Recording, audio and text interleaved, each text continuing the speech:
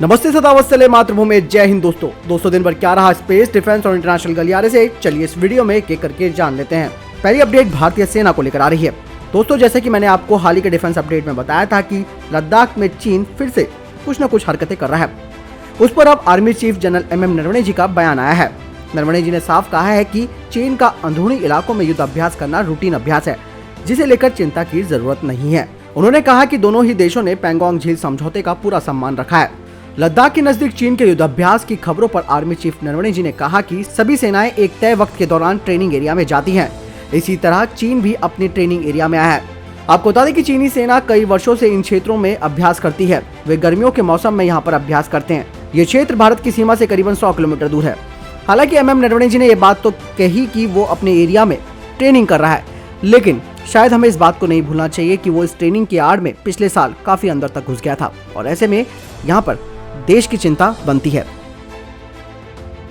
दोस्तों यहाँ पे अगले अपडेट की बात करते हैं तो वो आ रही है भारतीय नौसेना को लेकर। 65,000 टन का डिस्प्लेसमेंट वाला दूसरे स्वदेशी विमान वाहक के निर्माण को लेकर अब नौसेना ज्यादा एक्टिव नजर नहीं आ रही है, और उन्होंने अपना पूरा ध्यान 6 न्यूक्लियर अटैक सबमरीन्स पर लगा दिया है। और अभी हाल ही में ये भी खबर आई है कि भारतीय नेवी ने इसके जो सुझाव थे उसके प्रस्ताव को भी ठुकरा दिया है। हालांकि भारत का पहला स्वदेशी विमान वाहक पोत INS विक्रांत ने पिछले साल कोच्चि में कोचिन शिपयार्ड लिमिटेड में अपने बेसिन परीक्षणों को सफलतापूर्वक पास कर लिया था, और उड़ान टैक और हथियारों के एकीकरण का अधिकांश निर्माण कार्य सुचारू रूप से चल रहा है। और उम्मीद है कि INS विक्रांत अपने यूजर ट्रायल शुरू करेगा। इस साल के अंत तक परीक्षण और उसके बाद हवाई संचालन परीक्षण इसके शुरू हो जाएगा, और 2022 तक इसे फुल्ली ऑपरेट किया जाएगा।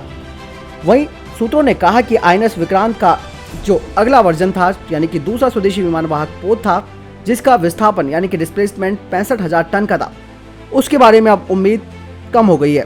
लेकिन अब जो तीसरा विमान वाहक कैरियर है, यानी कि विमान वाहक पोत है, उसकी संभावनाओं को अब आप भूल जाइए, क्योंकि नौसेना ने अब अपना ध्यान पनडुब्बियां, खास करके न्यूक्लियर अटैक पनडुब्बियों पर लगा दिया है। हालांकि मामला तो ये था कि भारत के पास 3 विमान वाहक पोत होने बेहद जरूरी हैं, जिनमें से कि 2 तो ऑपरेशनल रहेंगे और 1 स्टैंड बाय पर रहेगा। लेकिन अब भारतीय नौसेना वैसे भी बजट की कमी से जूझ रही है। ऐसे में अब उनका जो फैसला है वो कहीं ना कहीं ठीक भी है। अगली अपडेट की बात करते हैं तो वो आ रही है MMME MK2 सिस्टम को लेकर। आपको बता दें कि BEML लिमिटेड ने mechanical mind field marking equipment MK2 का प्रोटोटाइप विकसित किया है, जो कि BEML टाटा 6x6 निर्मित एक आत्मनिर्भर प्रोडक्ट है, जिसे R&D ने TOT के माध्यम से विकसित किया है। R&D इंजीनियर्स के द्वारा विकसित mechanical mind field marking equipment MK2 से माइंड फील्ड्स को चिन्हित करना, बाढ़ लगाने में भारतीय सेना को काफी फायदा होगा। MK2 को न्यूनतम मानवीय हस्तक्षेप के साथ सेमी ऑटोमेटिक रूप से तेजी से माइंड फील्ड को चिन्हित करने के लिए डिजाइन किया गया है।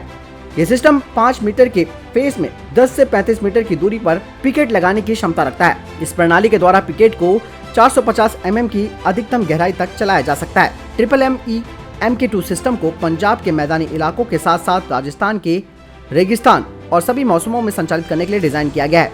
सिस्टम 500 पिकेट और पॉलीप्रोपाइलिन रस्सी को 15 किलोमीटर लंबाई में स्टोर भी कर सकता है। इसका जो मेन सब सिस्टम है, जिन्हें की वाहनों से इंटीग्रेटेड किया जाना है, वे हैं कैरियर वाहन, मैकेनिकल सब सिस्टम, न्यूमेटिक सब सिस्टम और इलेक्ट्रॉनिक सब सिस्टम विद सेलेक्टेड सब वेंडर्स।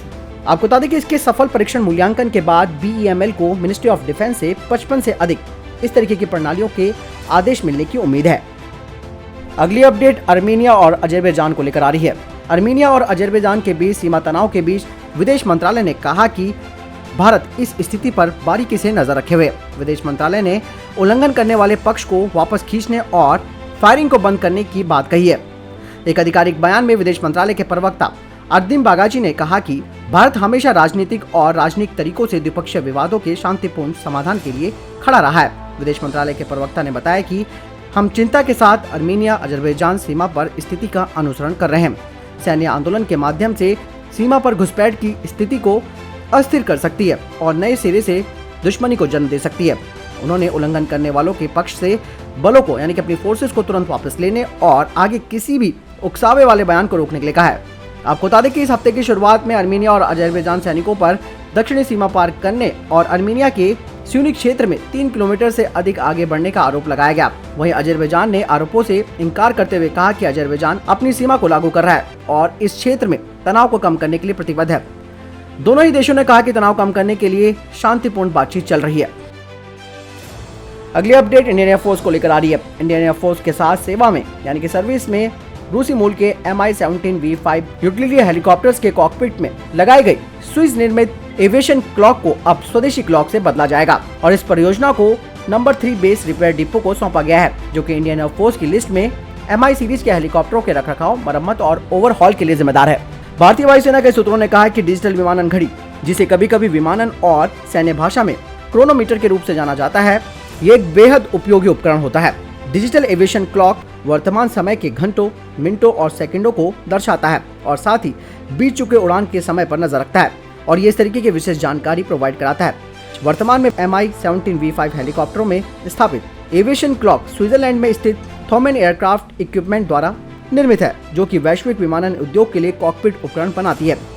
इंडियन एयरफोर्स के पास वर्तमान में 150 Mi-17VS सेवा में, जिन्हें पुराने Mi-18 हेलीकॉप्टर और Mi-17 के पुराने संस्करणों से बदला गया है। ये भारतीय वायुसेना के यूटिलिटी हेलीकॉप्टर बेड़े का मेन बेस है, जो कि 36 सैनिकों को आंतरिक रूप से या फिर 4500 किलोग्राम भार ले जाने में सक्षम है। ये मशीन गन, रॉकेट पॉड्स या टैंक रोधी मिसाइलों से भी लैस हो सकता है। अगली अपडेट की बात करते हैं तो अमेरिका को लेकर आ रही है। रूस चीन के बाद अब अमेरिका ने भी हाइपरसोनिक मिसाइल बनाने में सफलता हासिल कर दी है। ये अमेरिकी मिसाइल ध्वनि की गति से 17 गुना ज्यादा रफ्तार से दुश्मन देश पर तबाही मचाने में सक्षम है। रडार की पकड़ में न आने वाली इस नई अमेरिकी मिसाइल की मारक क्षमता करीबन 2700 किलोमीटर है। इस मिसाइल के साथ ही अमेरिका अब रूस और चीन पर दूर से ही भीषण हमला करने में सक्षम हो गया है। अमेरिकी सेना के प्रवक्ता ने बताया कि ये मिसाइल अब हाइपरसोनिक रफ्तार से लंबी दूरी के लक्ष्यों को निशाना बनाने में सक्षम है। अमेरिका अब वर्ष 2023 में इस मिसाइल के परीक्षण की योजना बना रहा है। इसे एक ट्रक पर लाद कर लॉन्च किया जा सकता है। एक ट्रक पर 2 हाइपरसोनिक मिसाइलों को तैनात किया जा सकता है।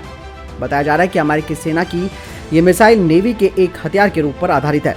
अमेरिकी नौसेना अपनी हाइपरसोनिक मिसाइलों को सभी 69 डिस्ट्रॉयर पर तैनात करेगी। विशेषज्ञों का कहना है कि ये मिसाइल दुश्मनों के लिए युद्ध के समय काल बनेगी। इतनी रेंज के साथ इस मिसाइल को अब प्रशांत महासागर में दक्षिण कोरिया, ताइवान, जापान या फिलीपींस कहीं भी तैनात किया जा सकता है। इसके जरिए दक्षिणी चीनी सागर और चीन के हैनान द्वीप समूह पर स्थित सैन्य ठिकानों या फिर चीन की मुख्य भूमि पर जोरदार हमला किया जा सकता है। अगली अपडेट की बात करते हैं तो वो पाकिस्तान को लेकर आ रही है। भिखारी पाकिस्तान अब फिलिस्तीन की मदद करने जा रहा है। पाकिस्तानी सरकार ने इजरायली हमले झेल रहे फिलिस्तीन को मदद देने का फैसला किया है। इमरान खान की अध्यक्षता में कैबिनेट मीटिंग हुई। इसमें तय किया गया कि पाकिस्तान सरकार कोविड संकट से घिरे फिलिस्तीनियों को मेडिकल यानी कि चिकित्सा मदद देगी। मीटिंग के दौरान फवाद चौधरी ने ऐलान किया कि इजराइल फिलिस्तीन की ताजा जंग में अब तक करीबन 220 लोग मारे जा चुके हैं। फिलिस्तीन संगठन हमास इजराइल पर रॉकेट हमले कर रहा है। जवाब में इजरायली एयरफोर्स भी बम बरसा रही है। इसके पहले पाकिस्तान ने इजराइल के खिलाफ काफी बयानबाजी की और उसे फिलिस्तीन पर हमले रोकने के लिए कहा। पाकिस्तान के विदेश मंत्री शाह महमूद कुरैशी तुर्की भी पहुंचे हैं। वे यहां राष्ट्रपति रेसिप तैयब एर्दोगन और वहां के विदेश मंत्री से मुलाकात करके इजराइल के खिलाफ रणनीति का खाका तैयार कर रहे हैं। आपको बता दें कि इजराइल और फिलिस्तीन की लड़ाई में जो मजे ले रहा है वो पाकिस्तान और तुर्की ले रहा है। इसीलिए इमरान ने विदेश मंत्री कुरैशी को तुर्की भेजा है। तो दोस्तों, ये थे अभी तक के टॉप डिफेंस और स्पेस अपडेट। वीडियो के संबंध में कोई प्रश्न, जवाब या आपको कोई सवाल आप कमेंट सेक्शन में लेकर जरूर पूछ सकते हैं। बहरहाल इस वीडियो के लिए इतना ही। मिलता हूं नई वीडियो के साथ, तब तक अपना ख्याल रखिएगा। नमस्कार, जय हिंद, जय भारत।